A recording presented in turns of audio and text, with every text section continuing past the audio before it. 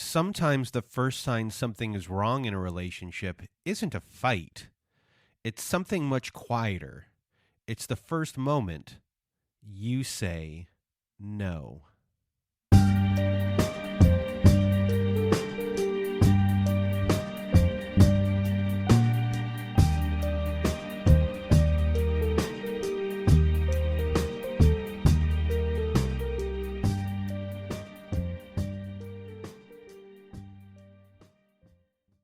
For a lot of survivors, it begins with something small.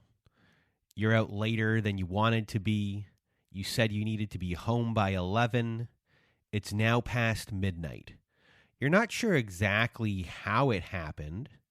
There was a reason, then another reason. And at some point, it felt easier to stay than to keep explaining why you wanted to leave. Somewhere along the way, the conversation shifted from what you needed to why what you needed didn't matter as much. And this is what this episode of Narcissist Apocalypse is about. They begin with these small moments where your no stops holding. I am Brandon Chadwick, and this is Narcissist Apocalypse. And if you've been listening to our survivor stories over the years, you know that they contain a lot of moments like these. A lot of our stories contain moments like, come on, stay out longer, just have one more drink, why are you being so rigid, don't you trust me, relax. Or even if you're not out with this person, maybe you haven't even met them yet, you might hear, hey, just stay on the phone longer with me. You might be saying to them, I've got work tomorrow. I want to go to bed early. Oh, come on. What's a couple more minutes? You know, we hear this on the show all the time. And this might sound harmless. This might sound that they're trying to connect with you and just be with you. And it might seem loving in some ways. But really what's going on is this is the first boundary test that a lot of people will be tested on. And in our stories, these tests work. And you leave these conversations, these interactions with your boundaries being broken, your boundaries not being heard at all. And the other person is getting what they want, and you are not getting what you stated, what you want at all. So we're going to break down these types of boundary violations, these early boundary violations. So the first thing they're doing is they're minimizing your reason. So when you say you don't want to have a drink tonight, you have an early morning, they say it's just one more drink, it's not going to affect anything.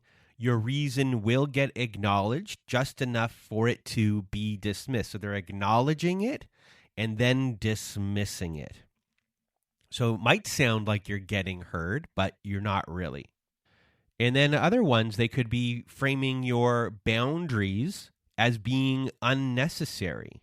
So you might mention that you're not comfortable with meeting their friends yet, or their family yet, or even maybe their kids yet. It feels too soon. And they might then say, that's so weird. Everyone loves meeting people. You don't need to be nervous.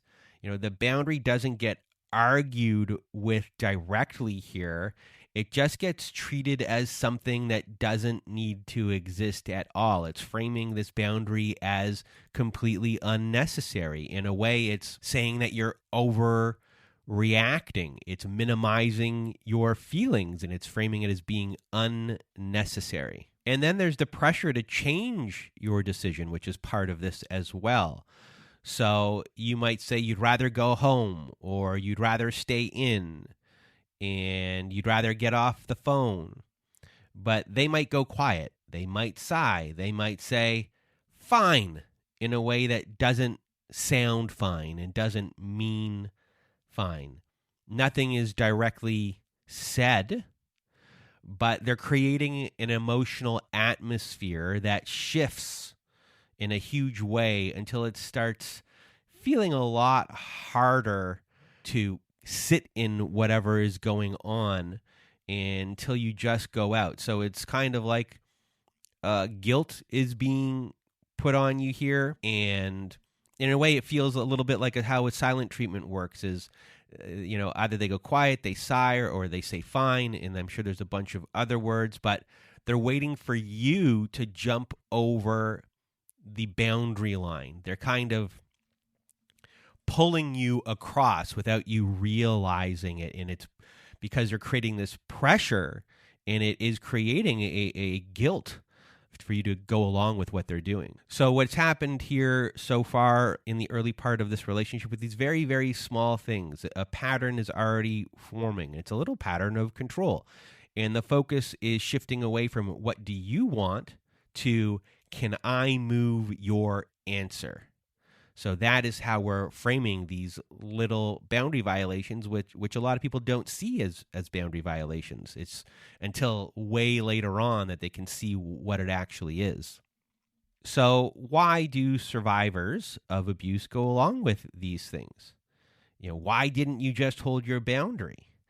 But in the moment, a lot of things are going on. For the most part, these relationships are new. It's a brand new relationship. And you want to maintain that connection with the other person. So you have that going on. The pressure is subtle, so it doesn't feel like coercion. You're being persuaded. We hear a lot like this person is persistent, and like some people admire persistent, or in some parts of society, persistence is seen as a good thing. But in this situation, it is not a good thing. So there's this pressure that is going on.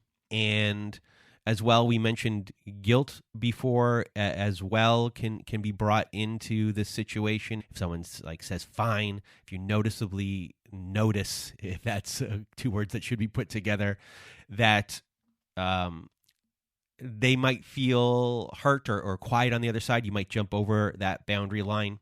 So guilt is involved. And as well here, these don't seem like they're a big deal per se. It's just one drink. It's just one night. It's just one exception. It's just one time you stay on this phone a little bit longer. It's all these little things. You're not thinking of these things as these big, massive deals. So the stakes here appear small. So when you go along with it, it doesn't seem like it is a big deal, even though it is. It's starting this pattern to be formed. And going back to guilt, your empathy gets activated here. So you might not want the other person to feel rejected or disappointed at all, or just feeling sad or even angry or upset. So you really adjust your behavior. And so there's a bunch of reasons why survivors might go along with these boundaries being broken. There's a lot of psychology that is going into this. So what does boundary testing teach the abuser? So once the boundary moves once, it shows that you can be influenced, that your no doesn't always mean no. It means that future pressure may then become more frequent, stronger, maybe more emotional as well. In the future as well, they might start testing boundaries further to see how far they can go before, you might not take it anymore. And then they'll kind of sling back to the norm of what they were doing, but they're slowly inching it further and further out. So they're learning early on with these boundary tests that they can start pushing things a little bit more. So how does this lead to survivors losing trust in their self? And over time, survivors often describe a shift. At the beginning of the relationship, they knew what they wanted. They knew what they felt uncomfortable with. They knew what they were okay with. But all these signals start to become fuzzy and less clear. This happens because your decisions are repeatedly questioned, negotiated, and completely reframed. And this all starts with those early boundary shifts. What you wanted, what you felt comfortable with, and what you were okay with is all of a sudden what they wanted.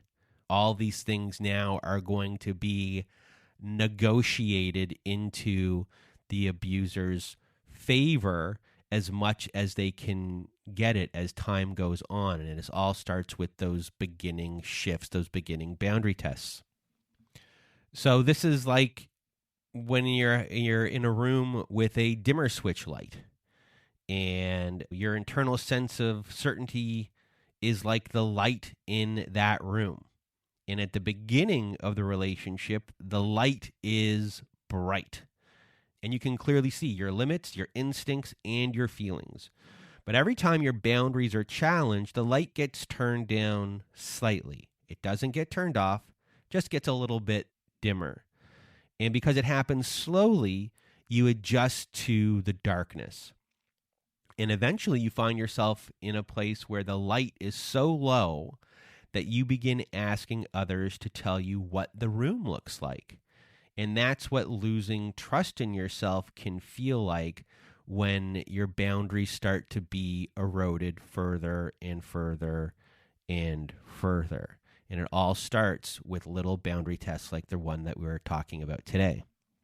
So this was kind of what I wanted the episode to be about, a really short and simple episode about those first boundaries. We talk about them a lot on our Survivor Story episode to try to point them out as much as I can when they happen, so people understand in the future when they have certain relationships that those are little moments right there that are tells to like stand your ground in your boundaries right at the beginning. And there's pressure, there's guilt, there's reframing of everything, teasing, persistence, someone who just really wants you to stay.